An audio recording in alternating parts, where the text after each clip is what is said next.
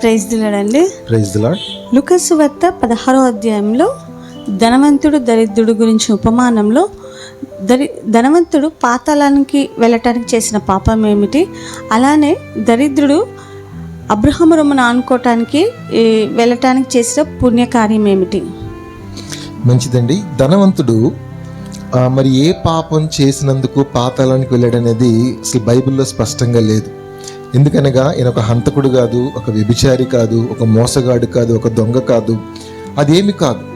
కేవలం ఈయన గురించి రాయబడింది ఏంటంటే ఆయన ప్రతిదినము బహుగా సుఖపడుచుండేవాడు. ఆయన ఒక ధనవంతుడిగా వ్రాయబడింది. ఒక ధనవంతుడైన కారణం చేత పాతాళానికి దేవుడు తీసుకొని వెళ్ళాడు. మనం అర్థం చేసుకోగలిగిన రెండు విషయాలు ఏంటంటే, ఒకటి, ధనవంతునిలో నిన్ను వలె నీ పొరుగువాన్ని ప్రేమించుము అనే ప్రధానమైన ఆజ్ఞను ఆయన మీరుతున్నట్లుగా మనకు కనిపిస్తాడు. ఆయన కళ్ళ ముందే ఆయన ఇంటి వాకిట ఒక వ్యక్తి దరిద్రునిగా పడి ఉండి ఒంటి నిండా కురుపులతోటి కుక్కలు వచ్చి ఆయన్ని నాకి ఆ స్థానంలో ఒక వ్యక్తి పడి ఉంటే, అతనికి తినడానికి సరైన తిండి కూడా లేని పరిస్థితులు అతను పడి ఉంటే, ధనవంతుడైన వాడు రోజు ఊదారంగు వస్త్రములు, సన్నపనార వస్త్రములు వేసుకుంటున్నాడు, కానీ ఆయన మట్టుకు ఆయన బహుగా సుఖపడుతున్నాడు. కానీ ఆయన వల్లే ఒక పొరుగువాడు అంత శ్రమ పడుతున్నాడు, అంత బాధపడుతున్నాడు, హింస పడుతున్నాడని ఆయన ఎక్కడ కూడా తన వలె తన పొరుగువాడిని ప్రేమించిన వాడు కాదు. కాబట్టి ఇది దేవుని దృష్టిలో చాలా హేయమైన కార్యము. ఇదే గొప్ప పాపముగా మనము ఎంచుకోవచ్చు. అలాగే లాజరు కూడా ఏ నీతి కార్యము చేసినందుకు అబ్రహాము రొమ్మును ఆనుకుంటూ వెళ్ళాడు అని మనం అనుకోవచ్చు. అంటే ఈ 25వ వచనంలో ఒక మాట రాయబడి ఉంటుంది. అబ్రహాము గారు చెప్తూ, కుమారుడా, నీవు నీ జీవిత కాలమందు నీకు ఇష్టమైనట్టు సుఖము అనుభవించితివి, అలాగుననే లాజరు కష్టం అనుభవించినని జ్ఞాపకం చేసుకొనుము.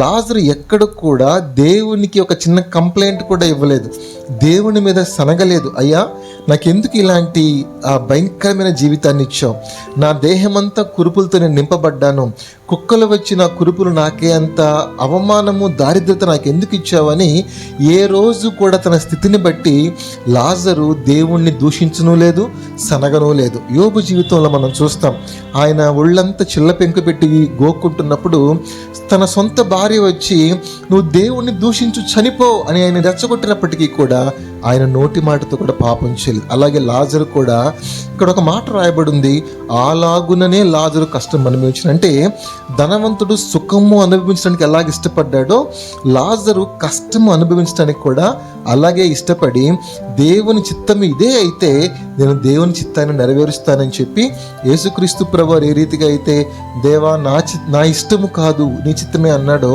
అలాగే లాజరు కూడా ఆయన ఇష్టము కాదు దేవుని చిత్తానికి ఆయన జీవితాన్ని అప్పగించాడు. ఒకవేళ అందుకేనేమో ఆయన అబ్రహాము రొమ్మును ఆనుకుంటూ కొనిపోబడ్డాడు. మంచిదండి.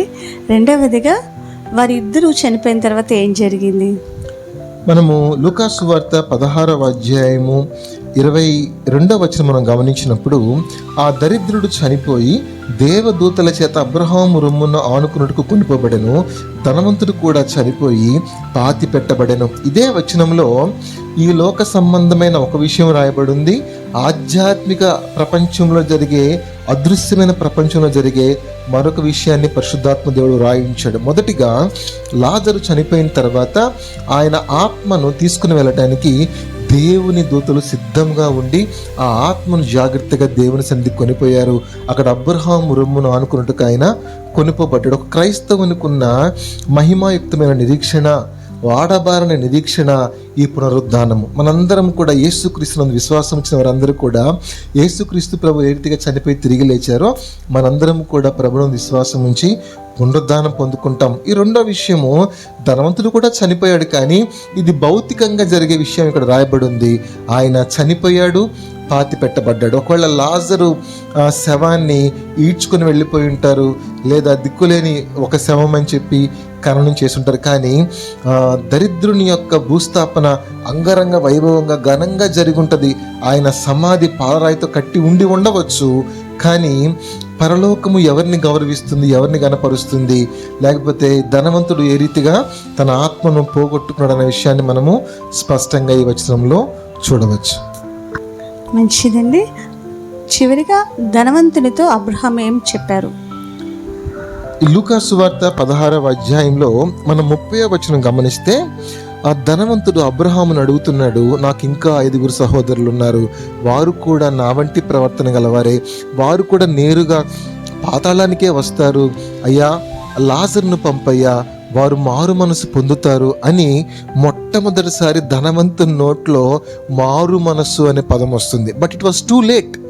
ఆయన బ్రతికి ఉన్నప్పుడు ఏ రోజు కూడా ఇది కాదు జీవితము, దేవుణ్ణి గణపరిచే జీవితం జీవించాలి అని ఏ రోజు ఆయన మారు మనసు గురించి ఆలోచన చేయలేదు. కానీ ఇప్పుడు యాతన పడుతున్న సమయంలో తన సహోదరులైన మారు మనసు పొందాలి అని ఆయన కోరుకుంటున్నాడు. కాబట్టి అబ్రహాము గారు చెప్పిన మాట, అక్కడ మోషే ఉన్నాడు, అక్కడ ప్రవక్తలు ఉన్నారు, వారి మాటలు వినాలి. ఈ రోజున కూడా దైవజనులు ఉన్నారు, దేవుని సంఘాలు ఉన్నాయి.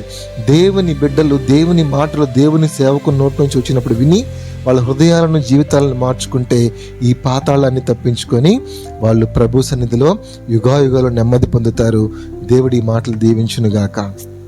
ఆమేన్. ఆమేన్.